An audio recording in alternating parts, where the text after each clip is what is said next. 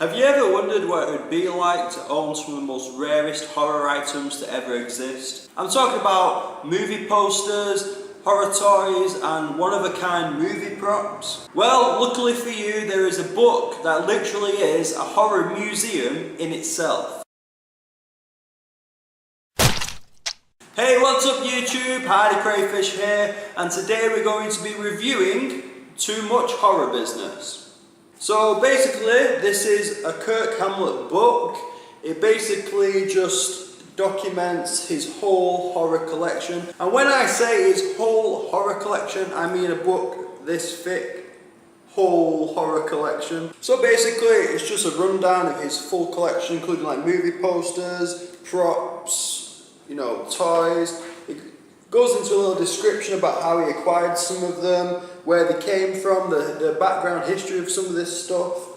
So if you didn't already know who Kirk Hammett is, he's the lead guitarist of Metallica, and he's a huge horror fan. You can read a little bit about his story in this book. Now, the main point of this book is obviously to visually see these rare items, and for me as a horror fan to actually look at these, even printed in a book, some of these items are one of a kind. You'll never see them ever again, and some collectors collect these things and never show the general public what they truly have. So in a sense, we are very lucky to have an insight on Kirk Hammett's collections, because he could keep it all private and not show it to the public. If you're a fan of Metallica alone and you want to know Kirk Hammett in a bit more detail, buy the book. But if you're a horror fan, you must own this book. This is like a once in a lifetime thing. You don't see this all the time.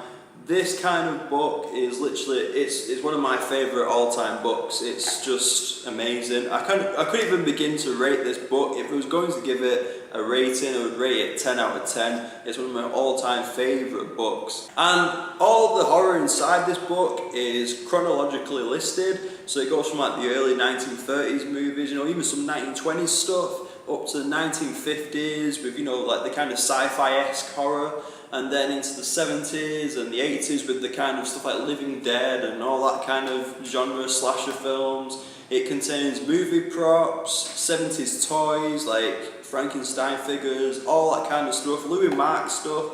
It has references to Bela Lugosi. Do I need to say more? This is the one book you need, guys. I'm not just saying that. Literally, go and have a look at other reviews online. Don't take my word for it. But seriously, guys, seriously consider getting this book. If you didn't already know about it, by the way, I think you'd be able to get it on Amazon. It's about 20 quid I paid for this, and it's worth every penny. I mean, it's hardback and it's full, literally just full of pages. Just, how many pages has it got? I count 212 pages. Yeah, this book's 212 pages long.